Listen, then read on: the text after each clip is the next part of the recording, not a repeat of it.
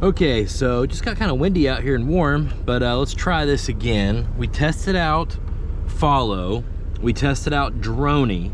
Let's do a circle. Circle. 4 meters. Circle. 3, 2, 1.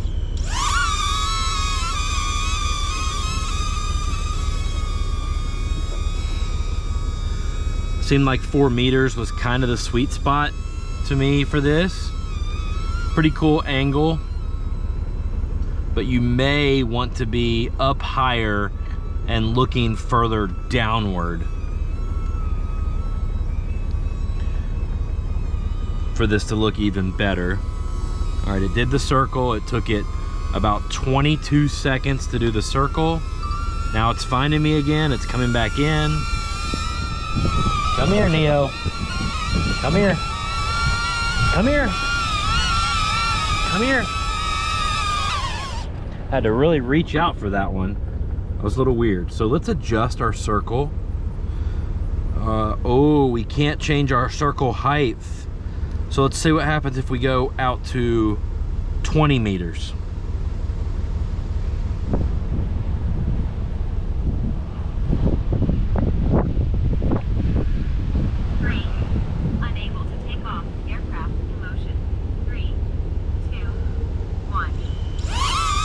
There goes the Neo, back for a 20-meter circle.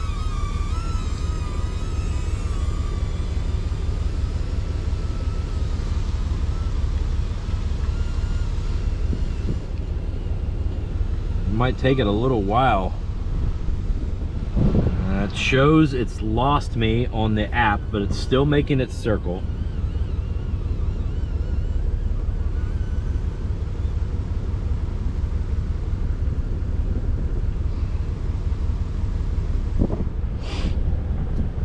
I really like that shot. Maybe that's a little bit too far away.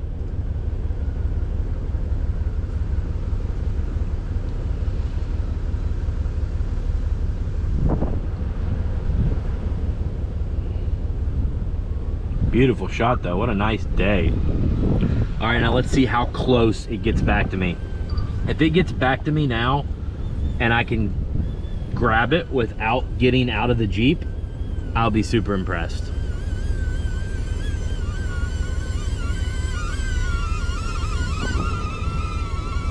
It's close, but now it's looking straight up in the air. It can't find me. It's looking way up in the air. See the gimbal pointed up? So let's see if I can reach it. Oh, I did. Without, see, you guys that off-road know you spend so many trips getting in and out of your Jeep, taking photos and stuff, that it gets exhausting. So being able to do a quick launch, get your shot and keep going is everything, especially when you've got other people with you that don't want to take all day to record. So let's try the rocket mode. It's probably going to go straight up. Let's see what the settings are for the rocket first. So we can pick our height. Let's go to, we can go 4, 6, or 10 meters. Let's go 10. Rotation off or on. Let's go rotation on. One thing that drives me nuts about the app is when you get back to right here on the app and you hit back, it takes you back to the beginning of the screen. So annoying. All right, so we can hit start. 3, 2, 1. Rocket mode, let's see what you got.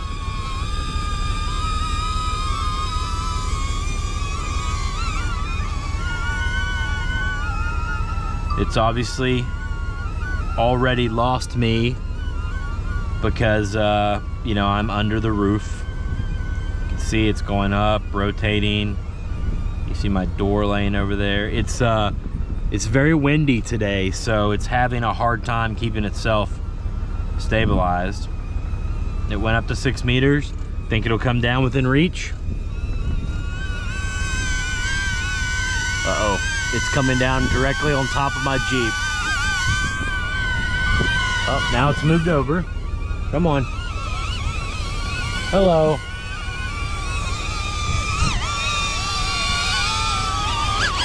Oh, oh, oh. come here. Good job. Hey, Neo, come here. It found me. Good job, little guy. Okay, spotlight. What can we do with spotlight? Aircraft hovers in place, always facing the subject. Yes, so here's like your mobile tripod. This is where I think the Neo is gonna come in the handiest for jeeping or off-roading. So let's try this one. 3. Unable to take off. Aircraft in motion. It doesn't look like we can adjust our height, which is kind of weird. But let's see what we get out of it anyway. 3, 2, 1. All right, so it's got me. Can it keep me? Can it keep me? It is so far. This might be what we needed out of follow. We might get it in spotlight, but it's not gonna move. It's actually tracking me in the seat of the Jeep. It sees me in the seat.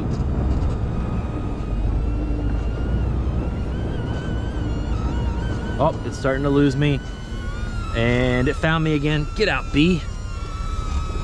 It's having trouble keeping up with this rotation.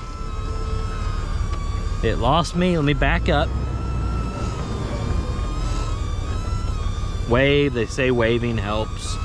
Could have something to do with the shadow of the Jeep as well. I'm gonna, oh, it got me back.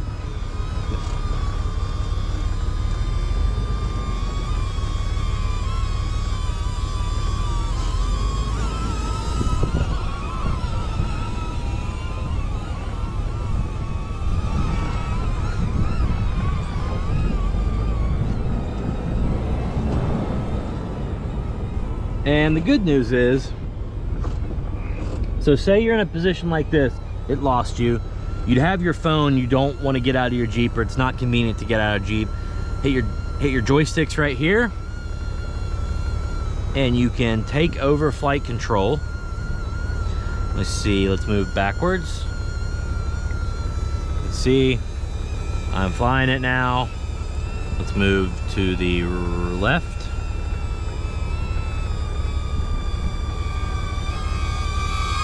And I've flown it right into my cab.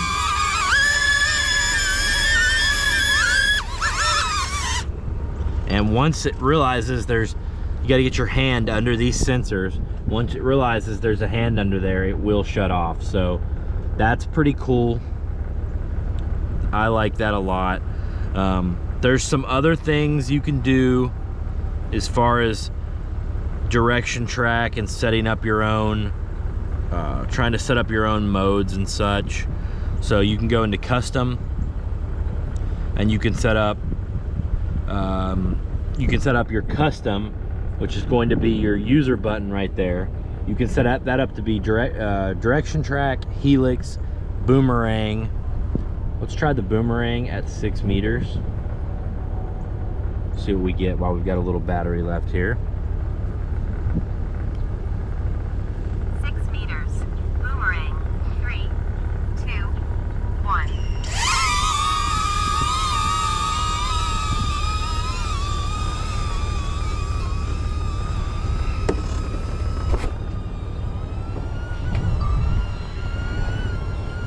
Let's see, can I walk around a little bit?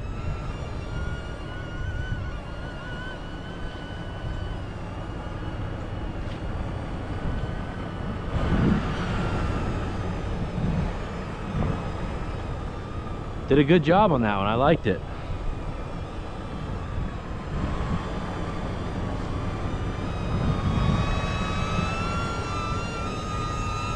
And as you can see, it came back right where it started. So in my recommendation is to kind of use this in probably spotlight mode. If you put it up, it's going to follow you around whichever direction you go. If you get in your Jeep, it's going to follow you until it loses you, and then it's going to stay facing that direction. see, it's following me. It's following me. And it's lost me. So it's gonna stay facing the direction it lost you in, which is mildly problematic because you don't know when it's going to lose you. Now the good news is, as a side angle, it's got a pretty wide field of vision. The only place you're gonna probably run into trouble is the height field of view as far as the gimbal.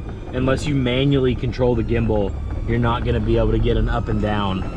It's keeping me for a little bit. So the big problem with this for off-roading is you can't just set it up in the direction you want and make it stay there. Like, I want a software mode in the app where I can say, hey, point this direction, take off, I'll come back and get you or fly you back to me when I need to. I could drive up with my Jeep, get it the direction, I can walk it at the direction. I would love to be able to do that. However, you can't do that unless you whip out your phone and put it in manual mode, because it has to find a subject before it can do anything. The problem with that is it's going to follow the subject. So if I want it to record this way and I stand here and get me on there, then it's going to follow me back to my Jeep and when I get in the Jeep, it's going to lose me at some point. And when it loses me, it might be facing this way or this way or this way, or who knows. So you're not gonna get what you originally wanted to film. So a few tips I would have right off from first impressions are: get as close as you can in your vehicle before you set the drone up. That way, if it loses you, it's still probably got a wide enough frame, you're still probably gonna get what you're shooting at. Second, whip out your phone, manually drive it to the spot you need, park it, and then hit your obstacle or whatever you're doing. That's probably gonna be your best bet. I've been told that more modes are going to be releasing for this with the firmware updates, which you will be able to set up yourself. Can't wait to see what some of those are, but regardless, this is an awesome little drone. It's just too easy. Probably will fit in my pocket or very, very close. Yes, literally fits in my pocket. It's light, it's easy. I've heard that there's a guy out there that's crashed this into a wall like 45 times. Very hard to destroy it. Got some extra protection on mine. USB-C, and it charges really fast. So this thing is, I've already flown this more than I have my good drones, my Mavics, in years. So pretty excited. We're gonna get on like a bicycle or a slow motorcycle and see what we can get through some trails with this in the next video. So be sure to keep an eye out for that. Thanks for watching. See you in the next one.